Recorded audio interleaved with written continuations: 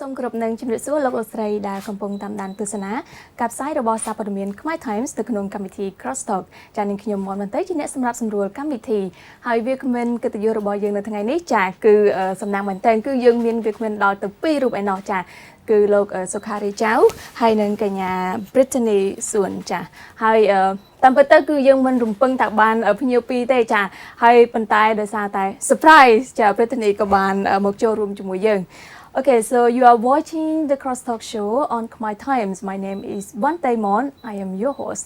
Today's guest is Mr. Sokhary Chau, who is the mayor of Lowell City in the United States. And he's also the USA-Cambodia Sport Association. And the other guest, special guest, is Brittany Soun, and she is a women Cambodia beach volleyball from America. But I hope she could try to speak Khmer with us as well. Yeah,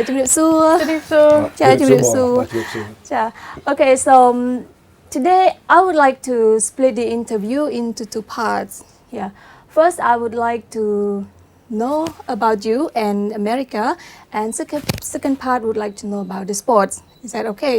Absolutely. Good morning. ជម្រាបសួរបងប្អូនទាំងអស់គ្នាខ្ញុំឈ្មោះ Sokhary Chau ខ្ញុំអរគុណ Khmer Times and បង Vanntey ដែលបានអញ្ជើញខ្ញុំមក interview this morning សប្បាយចិត្តណាស់បានបលេង Southeast Asian Games this last week and this week ឆ្នាំនេះជាឆ្នាំជា 32nd SEA Games in Cambodia, and this is the first time that Cambodia is hosting the SEA Games since 1959 when it was created. So I'm very excited.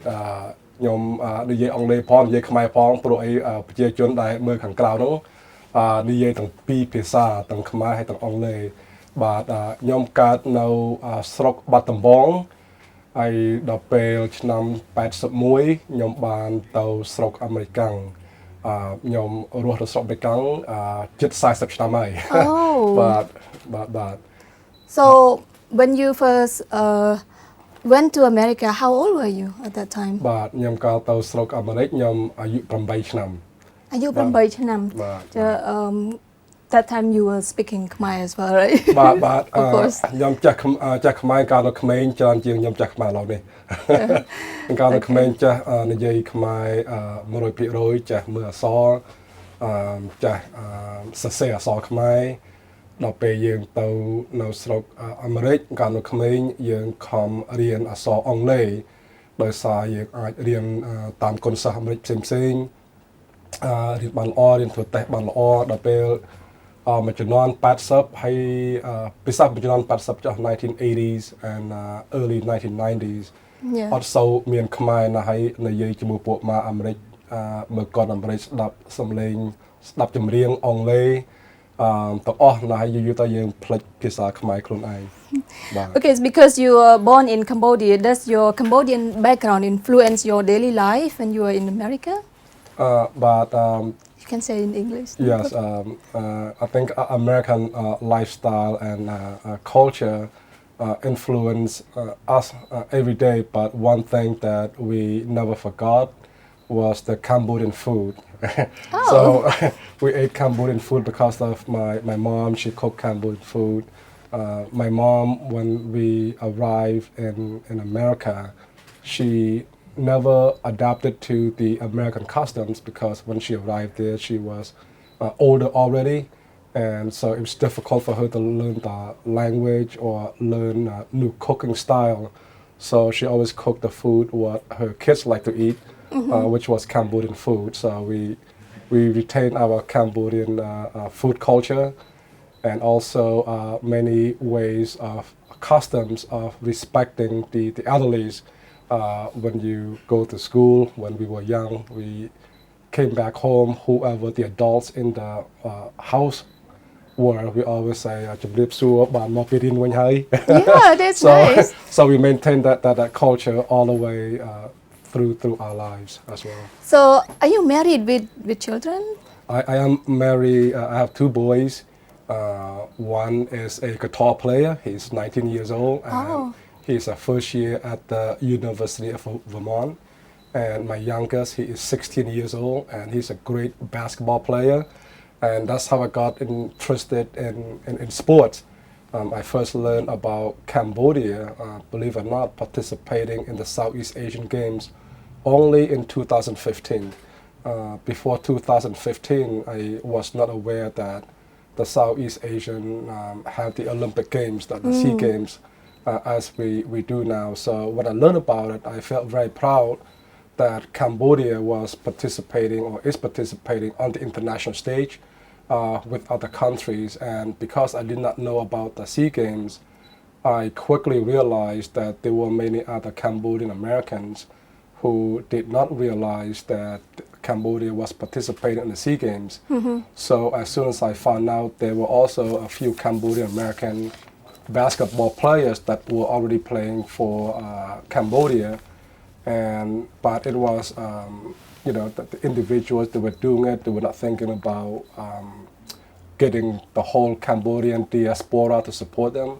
So I formed, at that time was the USA-Cambodia Basketball Association. Yeah. And we have grown to other sports, to including women's volleyball, women's beach volleyball.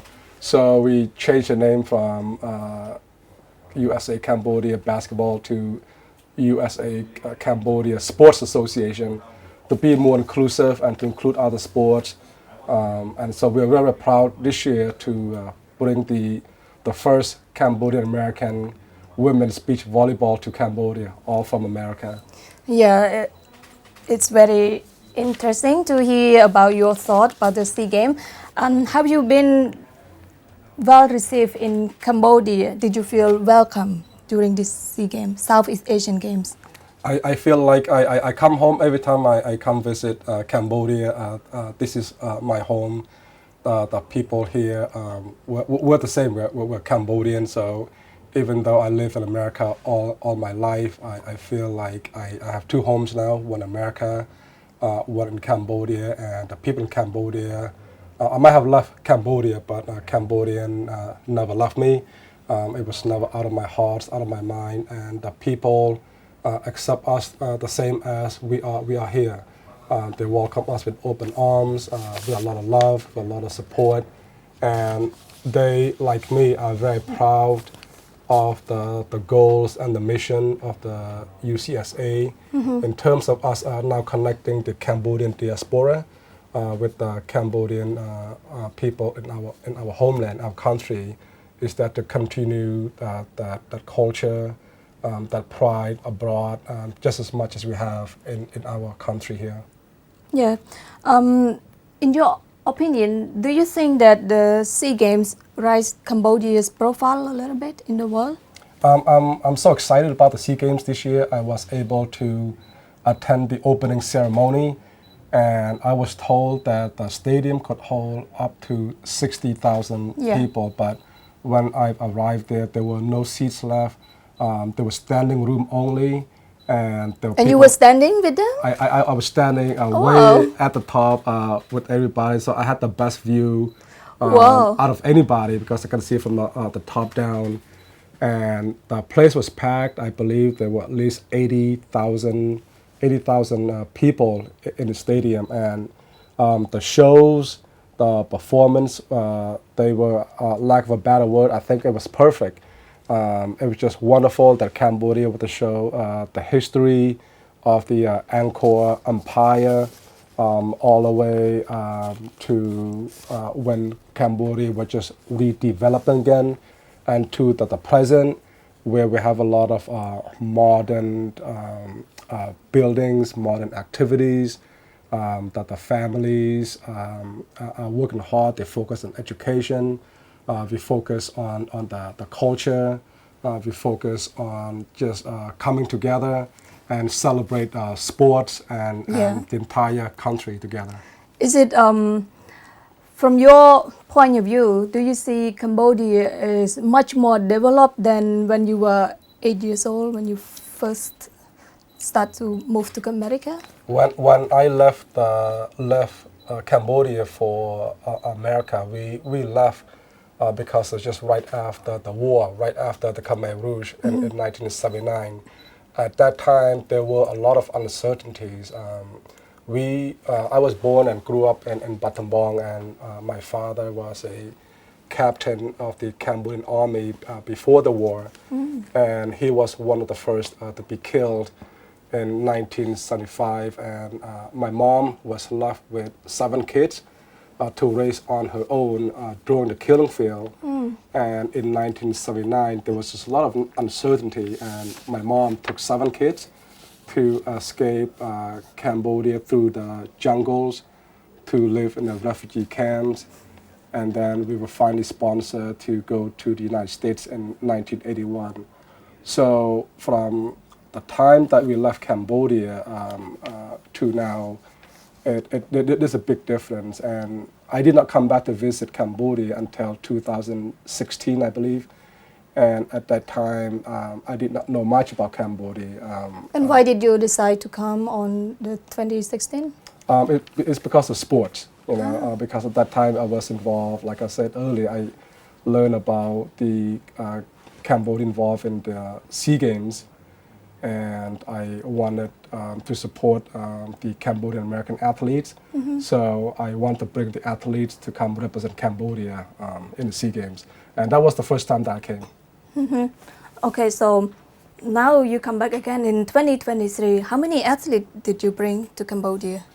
This time we brought 4 women athletes for the women's beach volleyball, and one of them is sitting right next to me. Yes. This is Brittany, and she did a fantastic job representing the team, and I'm proud of all 4 athletes.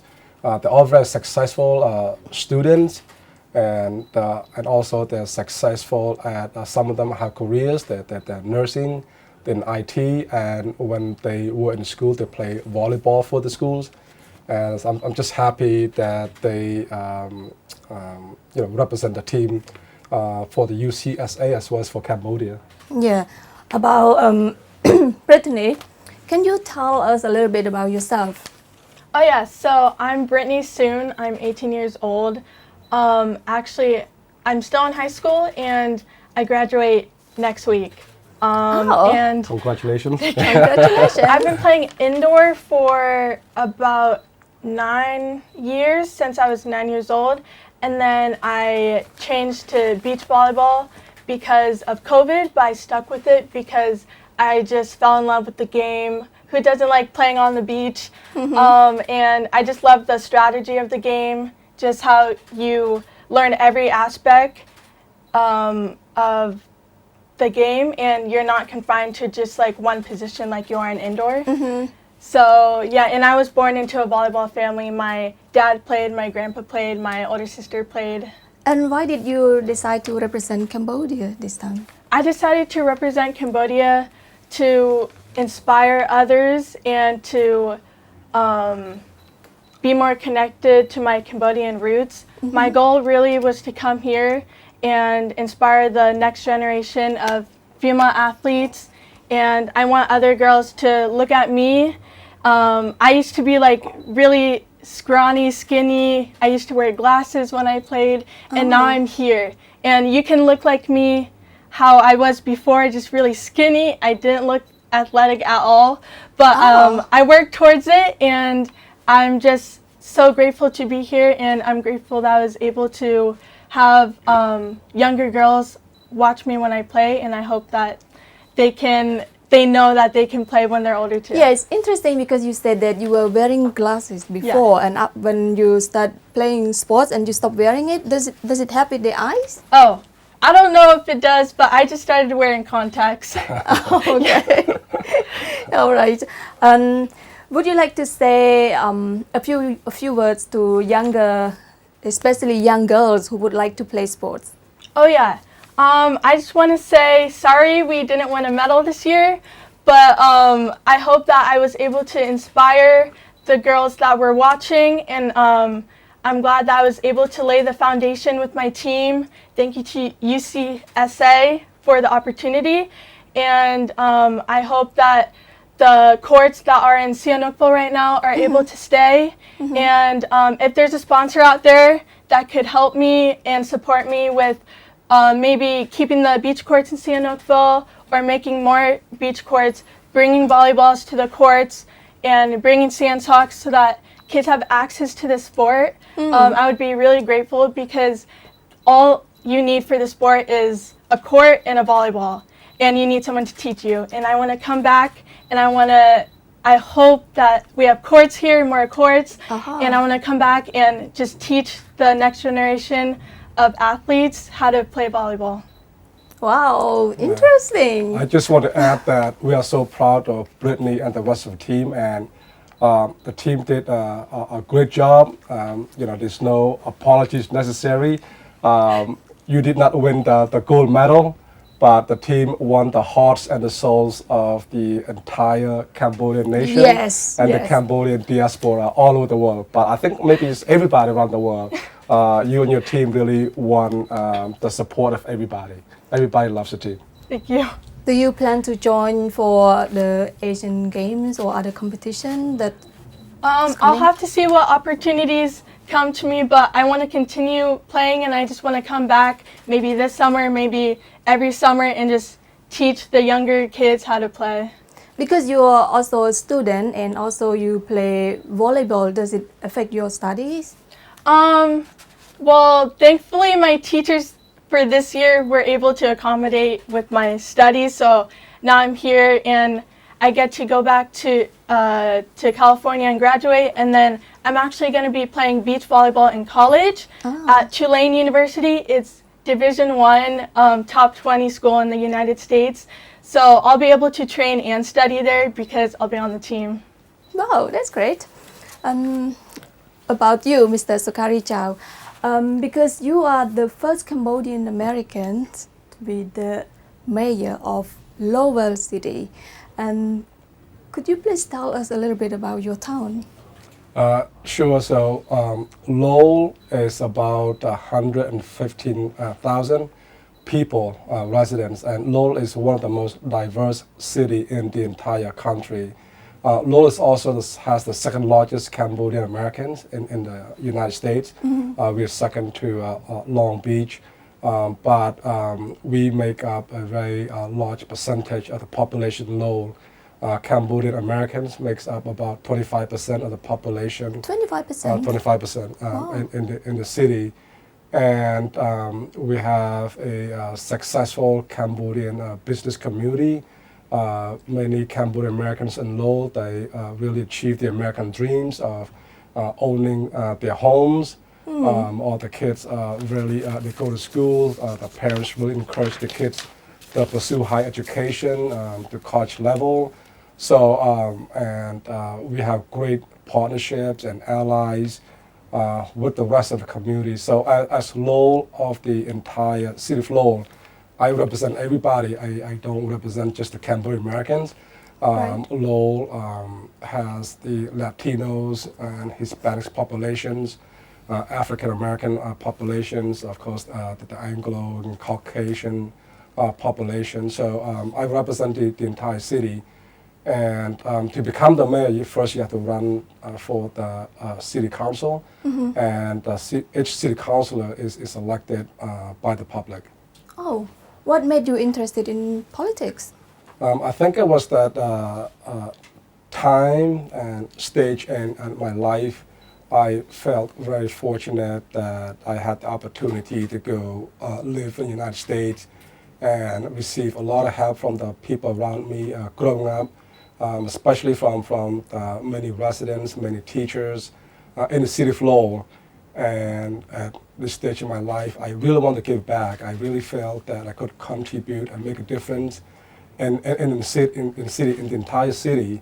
And I want to make sure that every neighborhood in the city receive a good quality of life, receive city services, throughout each different neighborhoods throughout the entire city. The city of Lowell, like many towns and city or state around the country anywhere, each neighborhood have different personality, different socioeconomic status, basically different success. But I want to make sure that Lowell is very wealthy in many ways. But the most important thing is that I want that the city service to be equally distributed throughout the entire city, not just in the wealthy part of the city, but the area of the city that is poor will deserve the services from the city as well. And also I want the minority to be able to have access to City Hall, to receive the benefits and the resources at City Hall. I also want to make sure that members of the minority group, including the Cambodian Americans, to have jobs, throughout the entire city department, from City Hall how do to. you have them to get job? I think first of all, we want to make sure that any jobs that are open, that are available, that the information will be distributed throughout the entire city. And as you know, a lot of people are qualified, but they don't know what kind of jobs are available and the application process. So many of the job postings or many information that are disseminated from the city, they are translated into multiple languages. We are proud now that many of the information that are disseminated are translated into Khmer, in addition to Spanish as well. Right. Because you are the mayor, have you ever experienced racism toward the Khmer people in America? I think every minority person in America probably experience racism at least one time in their lives, and but I think America as a whole, and I can speak from the experience of Lowell, myself, including the other city councilors, we work very hard to make sure that the entire city respects everyone, and that makes a difference. That takes from the top down, and that includes that make sure that we have diverse hiring process, that we try to make sure that the people that work for the people in the city look like the people that we serve. So that's why we want to make sure that we hire as many members of the minority group as many as possible.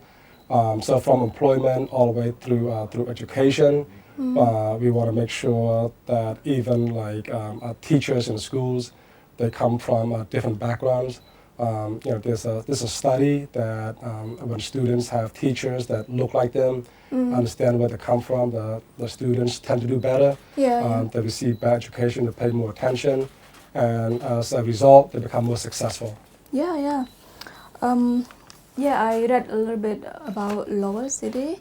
I read that the crime rate in your city is very low. Can you tell us the secret? Yes, it's a lot of work. Like I said, I arrived in Lowell in the 1980s, and at that time there were a lot of social problems. We did have gang issues. We did have a lot of crimes, but I think over the years, the leaders before me, they had great partnership with the police department, and they implemented what we call the community policing, where instead of police officers driving around through different neighborhoods in cruisers or vehicles, we encourage police officers to ride bikes, to walks, and also to hold community meetings. And when I became mayor, I pushed further for that programs. I work well with the police department, and we encourage the police officers to have as many social activities as possible with the neighborhoods. We also have encouraged Cambodian American police officers to have different roles in the police department and play stronger roles in the Cambodian community. Also, because Lowell is in Massachusetts, Yes. right? Do you have any contact or talking to the Khmer people that live in different states, like in California? Yes. Well, in the United States, it's big. It's a big country. So California is on the West Coast, and we are on the East Coast. And I think many Cambodian American residents in Lowell, they have families or friends in California or throughout the United States for that matter. So I do know other Cambodian politicians in California, and we follow each other, we communicate by social media. But I think Lowell is a special city in the country, where the Cambodian Americans have a strong voice. We have a strong voice in government. We have a strong voice in society. And we are very, very fortunate that the entire city, they really welcome us since day one, since the 1980s. So we have good partnerships with different nonprofit organizations, with different city departments. So we're very lucky. Yeah, and I read that sometimes there are complaints in America that immigrants don't integrate well. How have the Khmer people adapt to American society? And Lowell, especially, Lowell was built on immigrants, actually. It started with the Irish Americans, the Greek, the Polish, the French, the Italians. You name it, we have immigrants from all over the world that have arrived in Lowell, and each of the immigrant group over time have become very successful. So Cambodian immigrants, we arrived in the early 1980s, and when we arrived, we were welcomed with open arms. And at that time, just like any new immigrant group, we didn't speak the language, we didn't know the customs, but from my personal experience alone even, and I share the same experience with many other Cambodians, is that the teachers, they stayed after school to teach us English, to make sure that we catch up with the rest of the students. Many of the social workers, they visit the homes, make sure when we first arrived, we had clothes to wear, shoes to wear. When I arrived, it was really, really cold. It was in the middle of the winter. So it was a shock coming from hot weather and then arriving in America, so cold, but they all brought coats, brought hats, brought boots for us to wear. They really start social programs to try to meet the needs of many of the Cambodian immigrants at that time. And so Lowell has a lot of experience welcoming immigrants, and the latest groups of immigrants that arrive in Lowell are now the African immigrants, especially from Afghanistan. And the state looked to Lowell as one of the first cities to bring the Afghanistan immigrants to our city, because we have a lot of programs and a lot of people. Why Lowell City is good for Afghanistan? Because we have a lot of experience welcoming immigrant groups.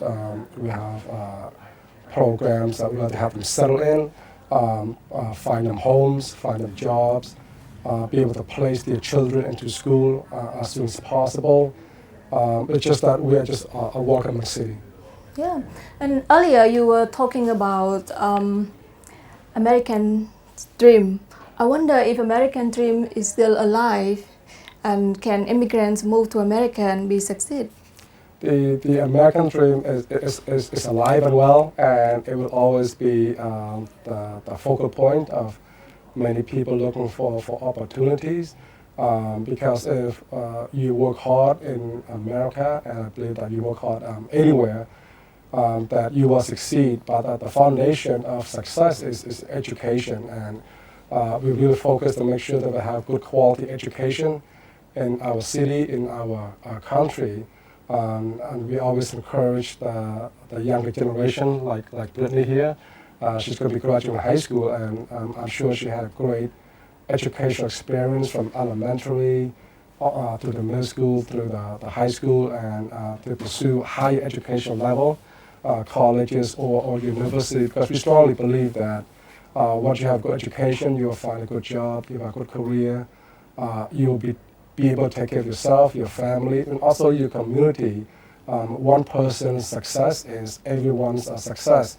It's the entire community's success. If one person fails, we all fail. So we want to make sure that our children and our young generation can receive the best education possible, so that way they can pursue the American dream. Do you have like a special school to train like older Cambodian or immigrants that move to your city? We do have a few programs, and of course I think the building blocks is learning the language, learning English. So we have adult education to teach the older people to learn to speak, read and write English, and this program is available to different immigrant groups. We also have job training programs, and also job placement programs. And we have many social workers to work with immigrant families to make sure that can adapt well to the new culture. Go first since I'm still talking and Brittany's going to add. So I just want to thank you for the opportunity to speak with Khmer Times and really share our own personal experience in America with our people here in Cambodia. And each time I come here to visit Cambodia, I learn a lot about Cambodia as well. I learn about further about the history, the culture, and education. I do bring what I learn from here back to America as well, back to my city of Lowell. And we always can learn from each other. We all have advantages and disadvantages, but to make us grow, we have to learn from each other, and we have to help each other where we can. The Cambodian American can help people in Cambodia. The people in Cambodia can also, believe it or not, can have people in America as well. We have a lot to share. We have a lot to work together to become better in both of our homes. How about Brittany? You would like to add a few words? Yeah, I just want to say thank you to everyone for their support. I'm just so grateful and honored to be here.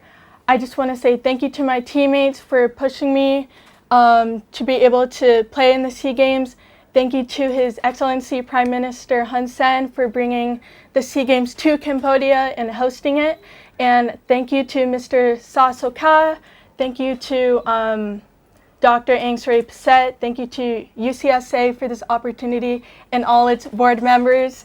Thank you to my coaches and just all the supporters for supporting and just helping me to reach my goals. And I want to be able to inspire others so that they can even dream bigger than I ever did. And again, I just want to say all I need is a sponsor. So if there's anyone out there that wants to help build courts, keep the courts out in Sihanoukville, give out balls, sand socks. Again, you just need a ball, a court, and someone to train you. And I want to come back, whether it's this summer or every summer, I just want to come back and give back because volleyball gave so much to me and I want it to happen to others. Well, thank you very much. It's good talking to you today. Okay.